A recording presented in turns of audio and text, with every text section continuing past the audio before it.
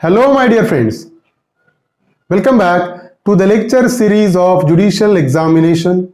I am Dr. Wasim I Khan, Assistant Professor, Shri Shivaji Law College, Parbhani, Maharashtra, India. So today we will discuss the first part of relevancy of judgment, that is section 40 and 41. तो section 40 और section 41 आज के हम lecture में discuss करने वाले हैं, जो डील करता है relevancy of judgement.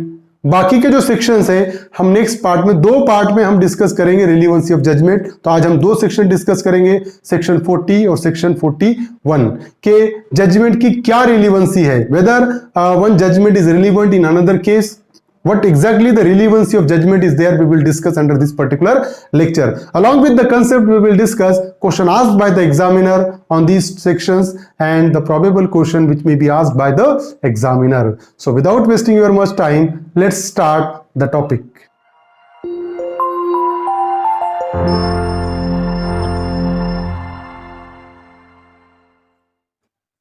Relevancy of judgment, part first, Indian Evidence Act 1872.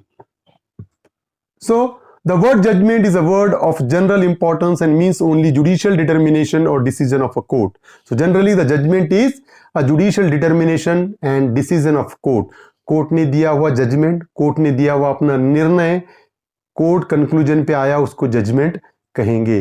So, judgment is the sentence of the law or decision pronounced by the court upon the matter contained in the record. So, the sentence passed by the law and decision pronounced by the court is called a judgment. सजा का order सुनाया court ने, judgement है.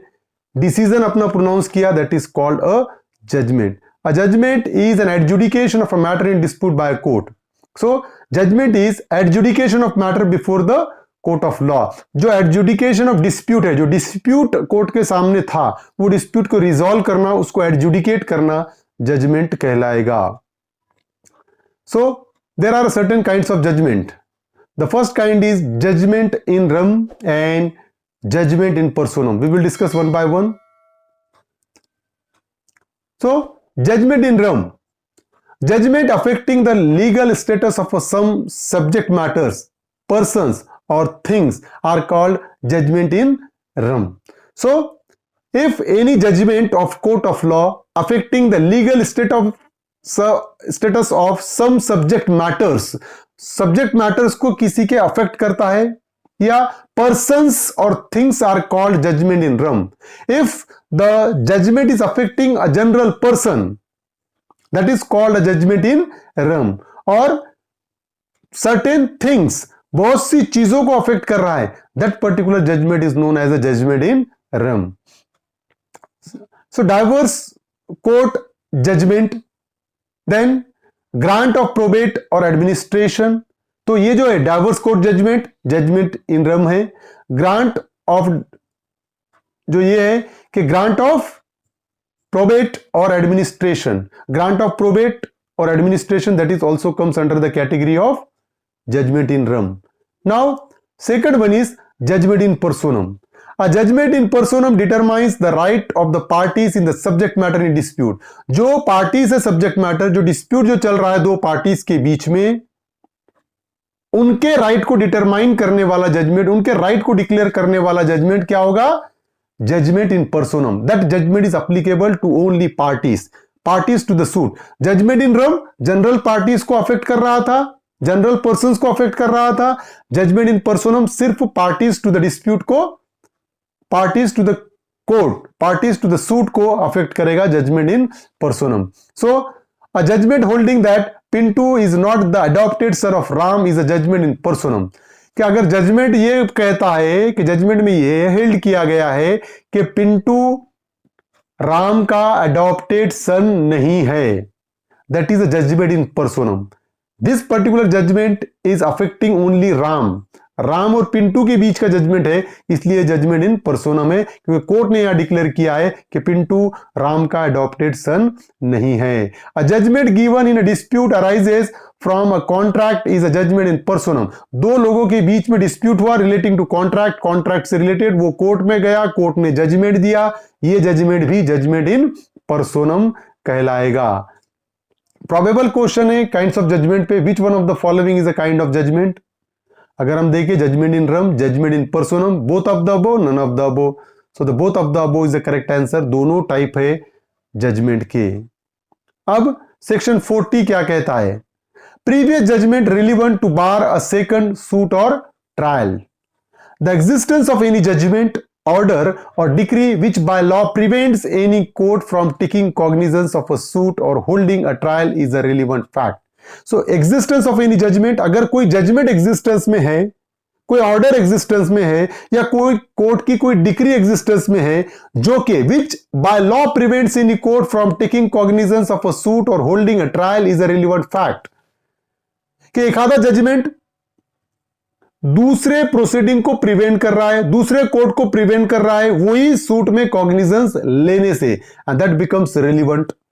For example कि if the court pass the judgment, court ने judgment pass किया और वही सेम क्लेम पे और कोई कोर्ट कॉग्निजेंस नहीं ले सकता है, ऑलरेडी कहा जाएगा कि this particular matter is already decided, तो एक जजमेंट रिलेवेंट हो जाएगा दूसरे पर्टिकुलर केस में। Section 40 permits evidence of the previous judgment, order और decree by which law prevents any court from taking cognizance of a suit और holding a trial.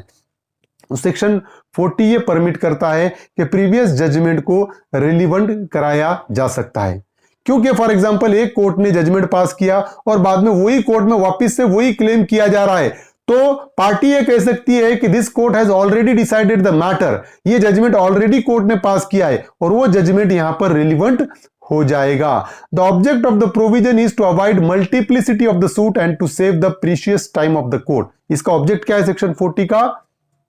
To avoid the multiplicity of the suits. अगर section 40 नहीं होता तो court के सामने एक ही case 10 बार आती, तो कोर्ट का टाइम सेव करने के लिए, मल्टीप्लिसिटी ऑफ सूट को डिक्रीज करने के लिए सेक्शन 40 का ये ऑब्जेक्ट है कि सेक्शन 40 ये कहेगा कि एक बार जजमेंट पास हुआ वही जजमेंट दूसरे प्रोसीडिंग में रिलेवेंट हो जाएगा, वापस से वही कोर्ट उसका कॉग्निजेंस नहीं ले सकता है। In civil procedure code section 11 provides the rule of res judicata and in CrPC and constitution it is provided that no one shall be punished for the same offence twice.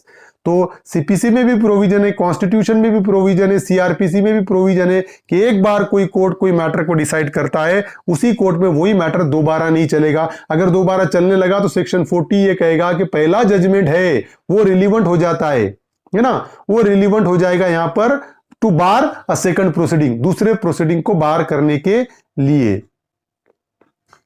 अभी देखिए, Ram suit Shyam for the position of a house. Ram ने श्याम के against में suit file किया position के लिए, घर के पोजीशन के लिए।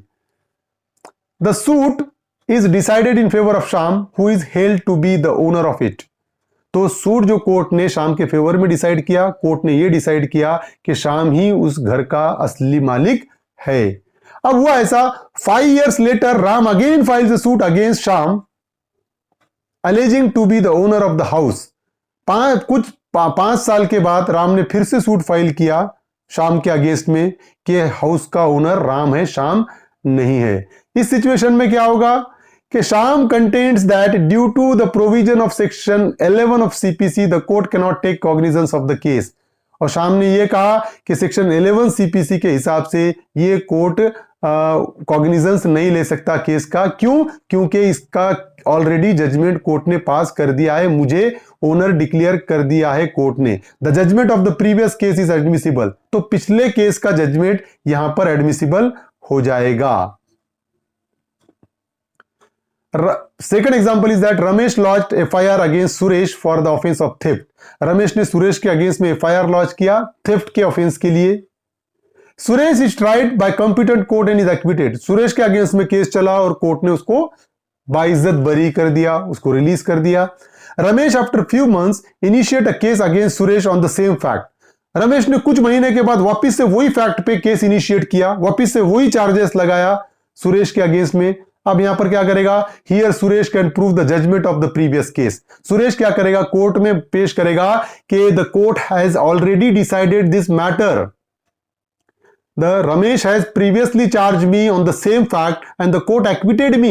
ये प्रीवियस केस का रेफरेंस रमेश यहां पर सुरेश यहां पर दे सकता है कि रमेश ने ऑलरेडी मेरे अगेंस्ट में चार्जेस लगाए थे और कोर्ट ने मुझे बाइज्जत बरी किया था, वो रेफरेंस रहेगा, वो रिलीवेंट रहेगा। अब सेक्शन 40 पे प्रोबेबल क्वेश्चन है जो एग्जामिनर पूछ सकता है, which section of Indian Evidence Act 1872 provides relevancy of previous judgment to bar a second suit और trial. Section 40 is a correct answer. अभी देखिए सेक्शन 41 क्या कहता है, अ फाइनल जजमेंट ऑर्डर। अब देखो सेक्शन 41 ये कहता है relevancy of certain judgment in probate और jurisdiction, a final judgment order और decree of a competent court in exercise of. अगर कोई कोर्ट फाइनल जजमेंट या डिक्री पास करता है, कॉम्पिटेंट कोर्ट पास करता है, इन एक्सरसाइज ऑफ, कौन सा जुरिस्डिक्शन एक्सरसाइज करते हुए, in exercise of probate jurisdiction, matrimonial jurisdiction, jurisdiction of admiralty and jurisdiction of insolvency। अगर ये ऐसा है तो that is a jurisdiction which confers upon to take away from any person any legal character। और जो judgement किसी पे कोई लीगल कैरेक्टर कन्फर कर रहा है, किसी को लीगल कैरेक्टर डिक्लेयर कर रहा है या किसी का लीगल कैरेक्टर टेक अवे कर रहा है, उससे लेकर जा रहा है, ये जुरिस्डिक्शन में तो क्या होगा, which declares any persons to be entitled to any such character, या वो जजमेंट ये के पर्सन ये कैरेक्टर होल्ड करता है, ये डिक्लेयर कर रहा है, इंटाइटल करता है, ये डिक्लेयर कर रहा है, तो वो जजमेंट क्या होगा, रेलिवेंट होगा। अभी देखिए कि अ फाइनल जजमेंट ऑर्डर और decree of a competent court in exercise of probate jurisdiction. अब प्रोबेट जुरिस्डिक्शन क्या है, probate means the copy of a will certified by the court with grant of state to the testator. Probate क्या है, will certified by the court, के will की legality जो declare करता है court, that is called a probate. Grant of state to the testator, के जिस person का उस विल में राइट है उसको उसके राइट ग्रांट करना, that is called a probate. तो that becomes relevant under section 41। When probate is granted, it establishes conclusive the legal character of the person to whom it is granted। अगर court probate grant करता है तो इसका मतलब यह है कि विल में जिस पर्सन का नाम लिखा गया है उसको ही विल ग्रांट की गई है। तो relevancy of certain judgment in probate और जुरिस्डिक्शन, तो वो जजमेंट रिलीवेंट हो जाएगा अगर फॉर एग्जांपल आगे चल के अगर उस विल को चैलेंज किया गया तो ये प्रोबेट जुरिस्डिक्शन में जो जजमेंट पास किया हुआ है वो जजमेंट यहां पर रिलीवेंट हो जाएगा। Next one is in exercise of matrimonial jurisdiction. अभी देखिए judgment of matrimonial court decreeing divorce और nullity of marriage is a judgment in rem. तो अगर कोई कोर्ट डाइवर्स का जजमेंट पास करता है या मैरिज को नल एंड वाइड डिक्लेयर करता है, that is called a judgment in rem and is conclusive proof upon all persons that the parties have been divorced and that they are no longer husband and wife. और वो जो judgement जो court ने पास किया है वो conclusive proof रहेगा कि वो जजमेंट के बाद ये दो पार्टीज हस्बैंड एंड वाइफ नहीं रहे। समझ रहे हो, डाइवर्स का ऑर्डर कोर्ट ने पास किया, डाइवर्स के ऑर्डर के पास वो कंक्लूसिव प्रूफ रहेगा उनके हस्बैंड एंड वाइफ ना होने का। अब फॉर एग्जांपल ये जजमेंट कोर्ट ने पास किया मैट्रिमोनियल जुरिस्डिक्शन में और आगे चल के कोई कोर्ट में ये पेश किया गया कि ये दोनों हस्बैंड एंड वाइफ है, तो ये जजमेंट वहां पर रिलीवेंट होगा। ये जजमेंट के जरिए वहां पर प्रूफ किया जा सकता है कि ये जजमेंट में ऑलरेडी डाइवर्स हो चुका है और दोनों हस्बैंड एंड वाइफ नहीं रहे, तो that judgment becomes relevant under section 41। Section 41 के हिसाब से वो जजमेंट रिलीवेंट हो जाएगा। Relevancy of admiralty jurisdiction. Admiralty actions are brought not against a person but against a ship or cargo of a ship। तो admiralty jurisdiction क्या होता है, ये किसी पर्सन के अगेंस्ट में यूज नहीं होता है jurisdiction, बल्कि शिप के और कार्गो ऑफ शिप के अगेंस्ट में यूज होता है। The fact whether a particular ship was neutral or cargo was contraband is decided by the court is conclusive proof against the whole world। तो court के सामने fact था कि जो शिप है ये न्यूट्रल है और कार्गो कॉन्ट्राबेंड नहीं है। अगर ये जजमेंट कोर्ट पास करता है तो वो कंक्लूसिव प्रूफ होगा। फॉर एग्जांपल कोर्ट ने ये कहा कि जो केस चला और जो शिप कार्गो को लेकर जा रही थी वो कार्गो इलीगल था, उस सिचुएशन में क्या होगा कि ये इलीगल डिक्लेयर किया हुआ कार्गो ये कंक्लूसिव प्रूफ रहेगा अगेंस्ट द होल वर्ल्ड। अगर कोई उसके बाद उसको लीगल बोलता है तो ये जजमेंट के क्या रेफरेंस लिया जाएगा, ये जजमेंट रिलीवेंट हो जाएगा वहां to prove that the cargo was contraband. Now next one is insolvency jurisdiction. Insolvency means the state of one whose assets are insufficient to pay his debt. तो insolvent किसको बोलते हैं? जिसके पास liability ज्यादा है, asset कम है, उस पर्सन का मतलब कर्ज ज्यादा है, पैसा कम है, तो वो पर्सन insolvent डिक्लेयर होता है। A judgment by the competent court adjudicating a particular person to be an insolvent is a judgment in rem and therefore conclusive proof against all. अगर कोई कोर्ट किसी पर्सन को इंसॉल्वेंट डिक्लेयर करता है तो वो जजमेंट इन रम होगा against all the society and it is a conclusive proof of his insolvency. तो एक बार कोर्ट ने किसी पर्सन को इंसॉल्वेंट डिक्लेयर कर दिया, अब वो पर्सन कोई दूसरे केस में ये कहता है कि मैं इंसॉल्वेंट हूं, तो ये जजमेंट वहां पर रिलीवेंट हो जाएगा ये प्रूफ करने के लिए कि ये पर्सन इंसॉल्वेंट है। अब क्वेश्चन है which kind of jurisdiction is not mentioned under section 41 of Indian Evidence Act? Probate, admiralty, insolvency, revenue. तो revenue is the correct answer। बाकी probate, admiralty और insolvency डिस्क्राइब किया हुआ है, रेवेन्यू जुरिस्डिक्शन सेक्शन 41 में नहीं है। So this is a first part of relevancy of judgment. I hope you understand this topic. If you understand this topic please subscribe my channel, hit the notification button, hit the like button and share this video with your friends. Thank you very much.